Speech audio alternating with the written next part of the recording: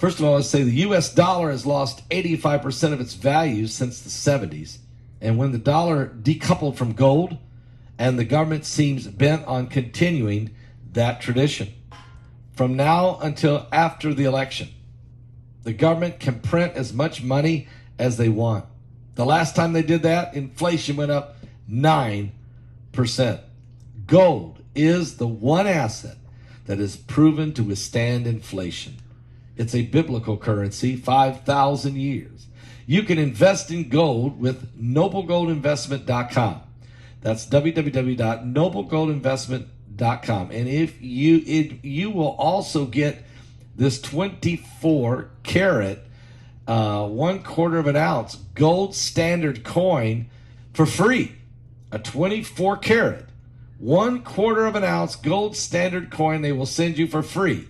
Simply go to noblegoldinvestment.com now. Noblegoldinvestments.com. Go there now.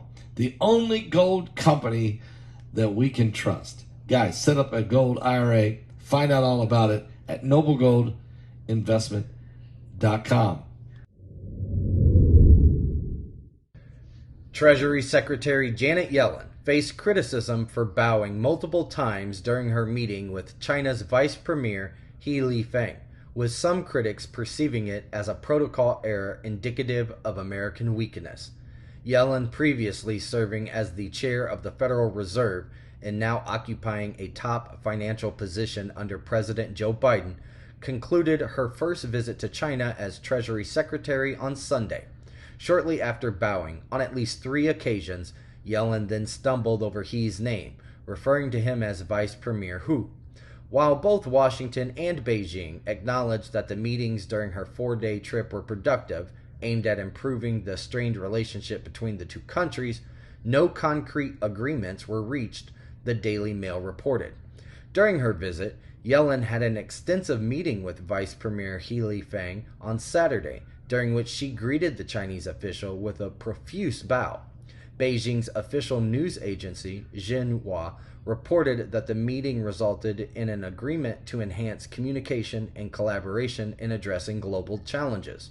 Yellen expressed during a press conference on Sunday that her discussions with Chinese officials contributed to establishing a more stable foundation for bilateral relations. The trial is scheduled to commence on Monday for a Las Vegas police officer accused of orchestrating a series of casino heists, allegedly stealing approximately $165,000.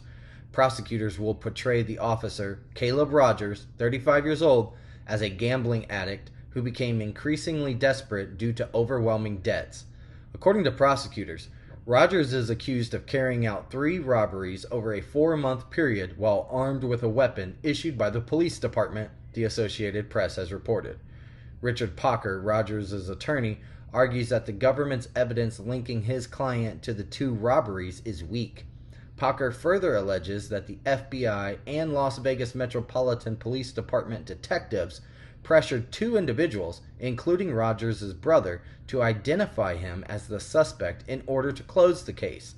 Investigators and prosecutors state that Rogers managed to steal over $85,000 during the first 2 robberies, which occurred between November 2021 and January of 2022 at casinos near the Las Vegas Strip. Meanwhile, his fellow police colleagues spent months attempting to apprehend this perpetrator. In February of 2022, Rogers targeted the Rio All-Suite Hotel and Casino, intending to secure an additional $79,000. However, security guards apprehended him outside the casino following a brief struggle, preventing his escape. At the time of the robberies, Rogers was an active duty patrol officer and a 7-year veteran of the Las Vegas Metropolitan Police Department. Although he remains employed, he is currently on unpaid leave without police powers pending the outcome of the criminal case, as confirmed by a department spokesperson. The whirlwind weekend in late April that witnessed the nation's largest bank taking control of its most troubled regional lender signaled the conclusion of one set of problems while ushering in a new phase.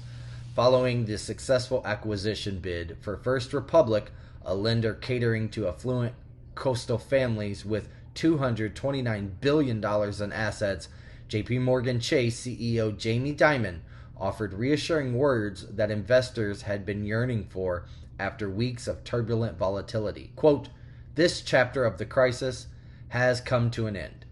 Nevertheless, even as the dust settles from a series of government takeovers of failed mid-sized banks, the underlying factors that ignited the regional banking crisis in March continue to exert their influence.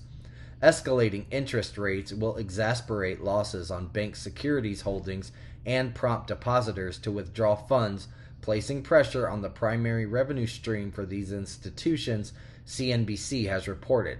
Banks are only beginning to experience the impact of losses on commercial real estate and other loans, further diminishing their profitability.